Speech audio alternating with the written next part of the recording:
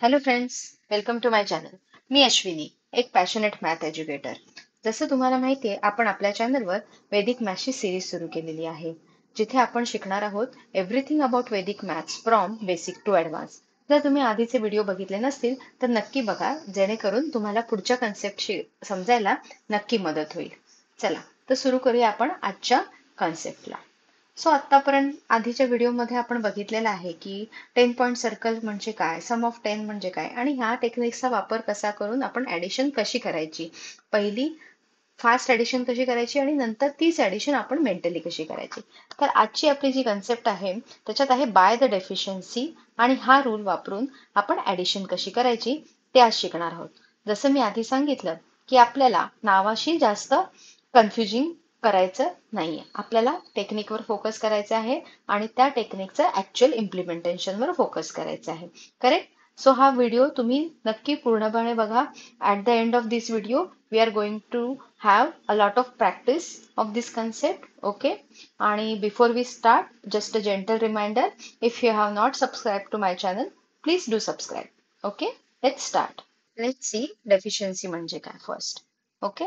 So by the deficiency या कन्सेप्टमध्ये आता आपण डेफिशियन्सी म्हणजे काय बघूया.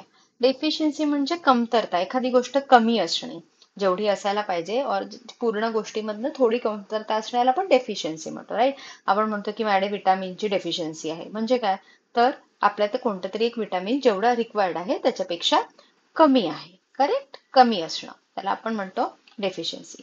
तर आपण कुठल्या डेफिशियन्सीवर फोकस करणार आहोत, तर डेफिशियन्सी फ्रॉम 10. ओके. तर 10 का, that is well explained in our previous videos. Do watch it. Okay.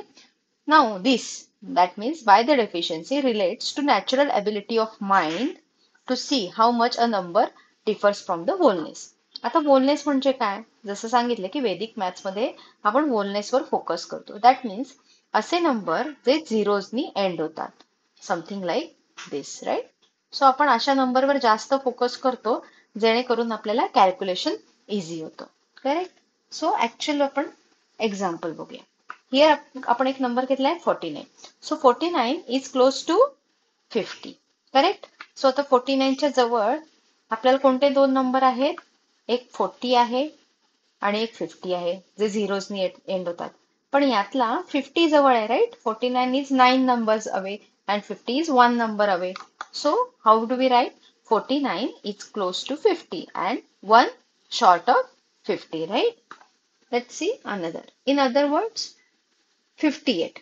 आता 58 कोणाच्या क्लोज आहे, जर आपण झिरोज बघायला गेले तर 50 आणि 60.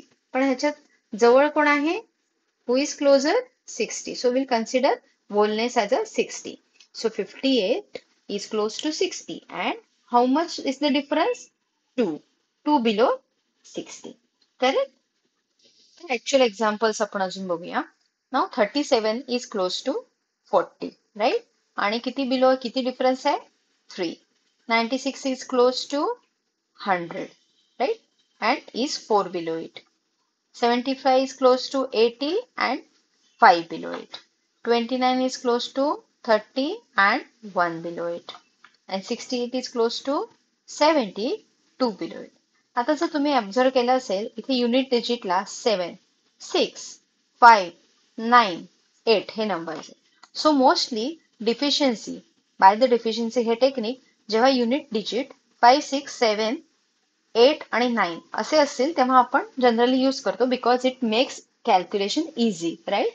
आपण हे का वेगवेगळ्या टेक्निक शिकतोय, to first to make calculation easy आणि सिली मिस्टेक्स कमी करायचे आहेत आणि आपल्याला स्पीड वाढवायचं. Right. So focus on this.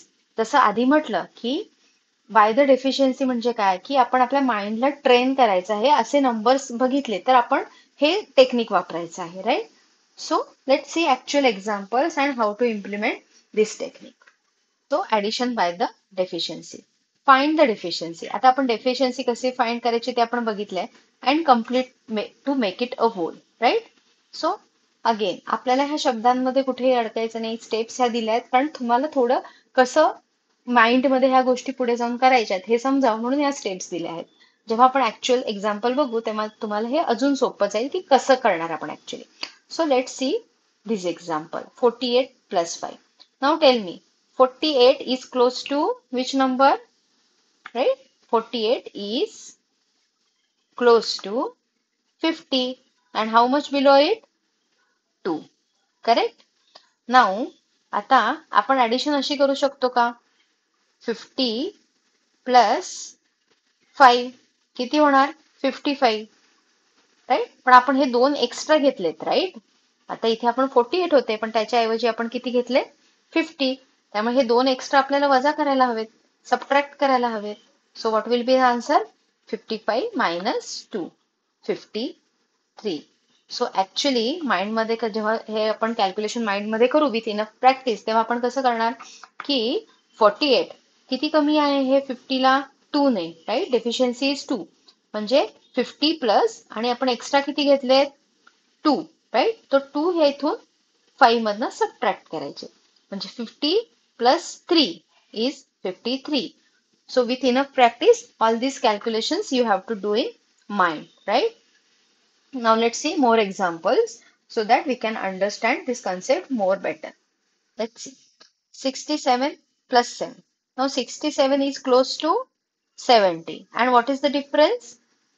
3. Deficiency is 3. So what I will do? 70 plus 7 minus 3. Correct? So 77 minus 3, 74. Right? Next example. 69 plus 6. 69 is close to 70. And what is the deficiency? 1. So 670 plus 6 minus 1 is 75. Correct? Let's see another. 35. 35 is close to 40 and the deficiency is 5. So 40 plus 7 minus 5. What will be the answer? 42. Okay. Now 58 plus 6. 58 is close to 60 and the deficiency is 2. Now 60 plus 6 minus 2. किती झाले?